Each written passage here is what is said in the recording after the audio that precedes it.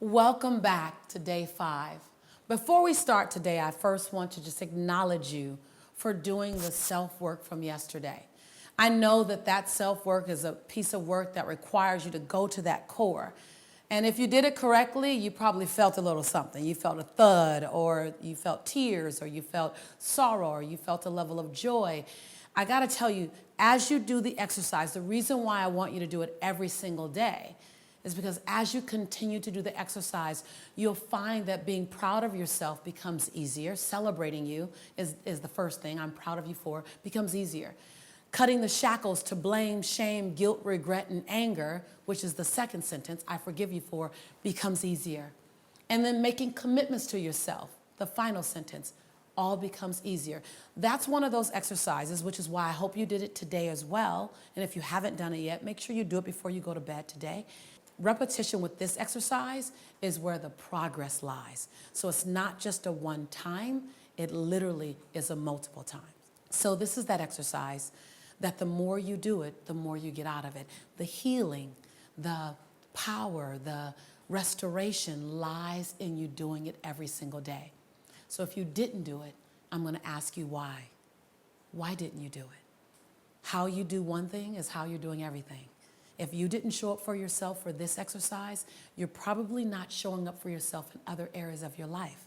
Now, I'm not saying that to reprimand you, but as your coach, it's my job to put a mirror up so you can see your behaviors. I want you, anything that's not working for you, I want you to do a pattern interrupt. And if that begins with, I didn't do the homework, I didn't do the self-work that she gave me because it was hard, then let's pattern interrupt that behavior. Yes, it might be difficult, but you're bigger than your circumstances. You have everything in you to rise above the challenging moment and come through it. Trust me. Trust me when I say the victory is in continuously doing it. The victory is in continuously doing it, not in avoiding it. So I just want to start with that before we started on day 5 officially. Day 5 is all about showing your story versus telling your story.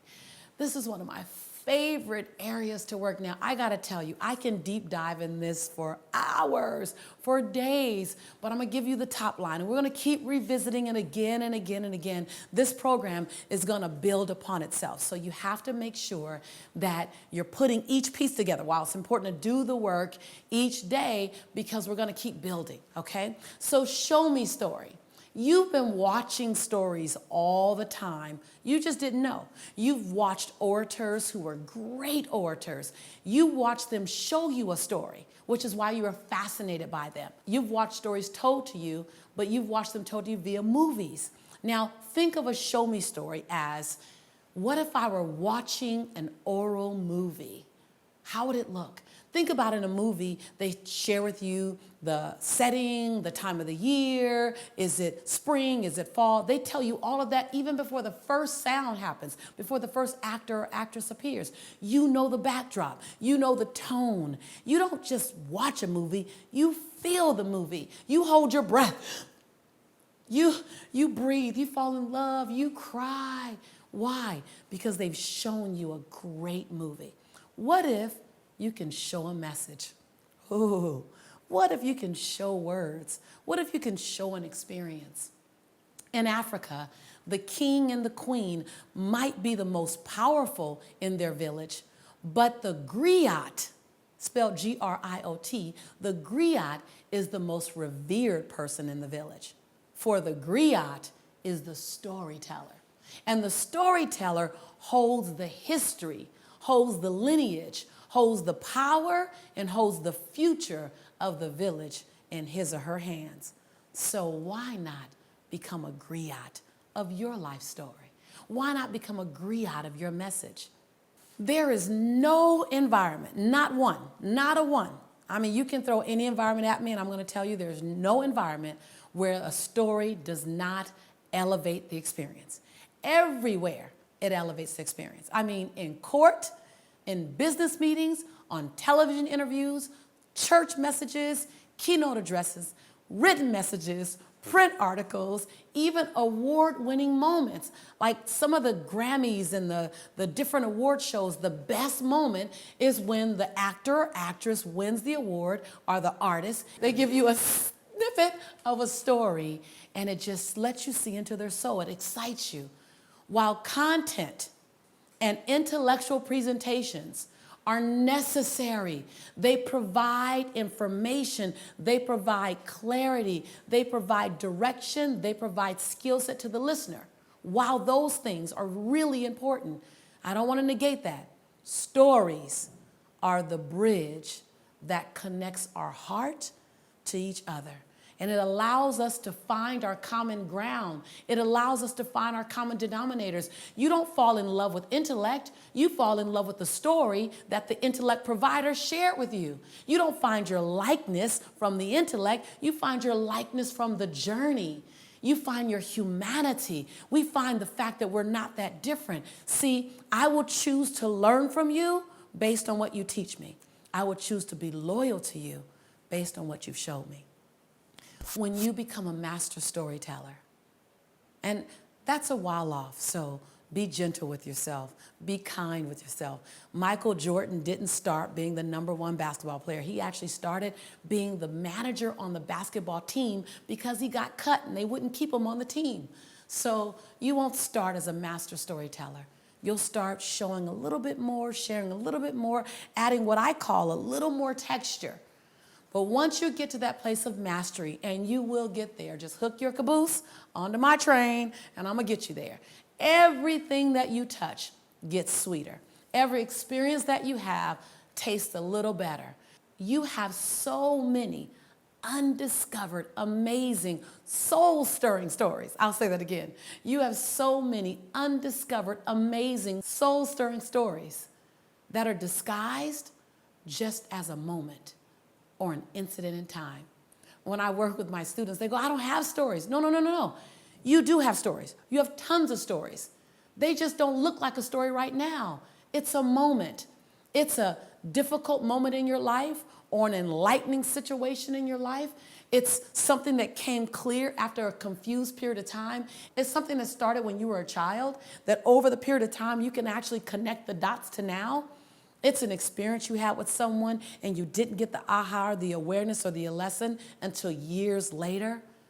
It's the mustering up of your own courage through a situation. See, it's a challenge that required something of you that you didn't even think you had in you. And in order to get out of that challenge or to climb over that situation, you had to go and discover something in you that you didn't even know you had.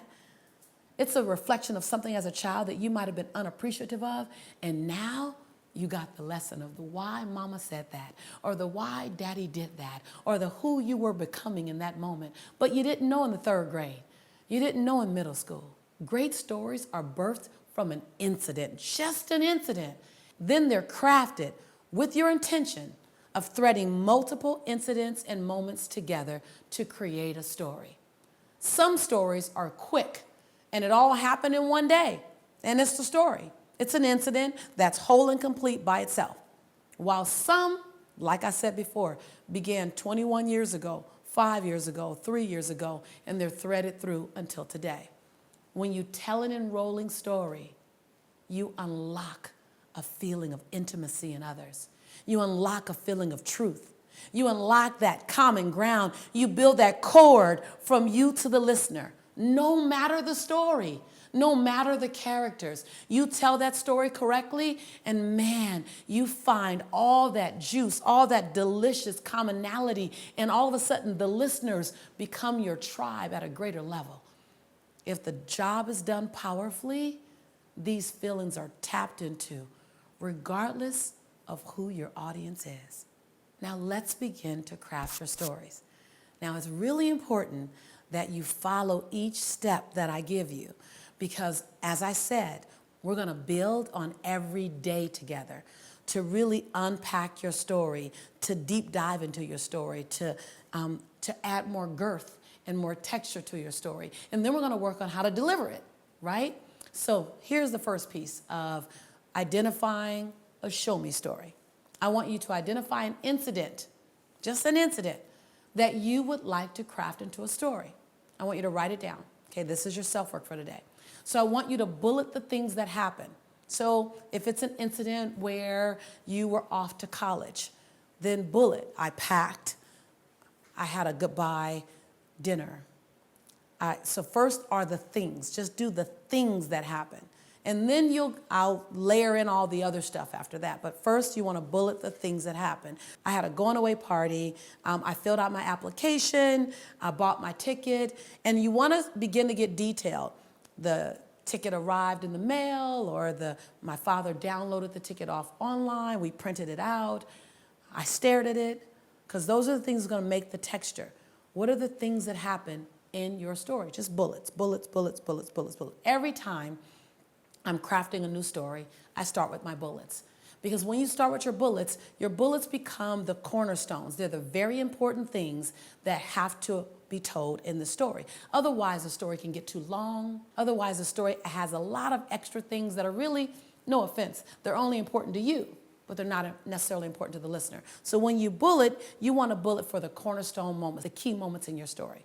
You want to choose a story that'll leave your listener feeling inspired, motivated, and touched. Now, let me just say this.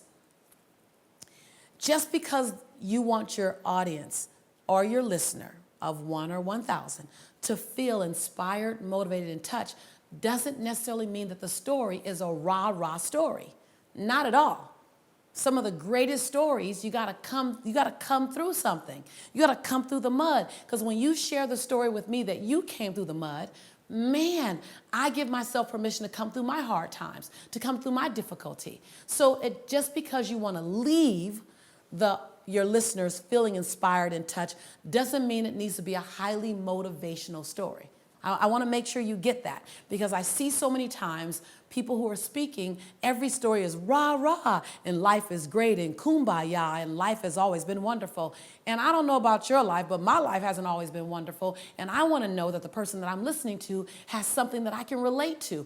I want to know that you've had to dig down inside yourself and find something that you haven't had before, and go somewhere you've never gone before, say something you never said before, and do something you never done before, so you can be the man, the woman you've always said you were, that you've always said you've known to be. I want to know that's who you are. And so in order to do that, you have to take me back to when it wasn't pretty.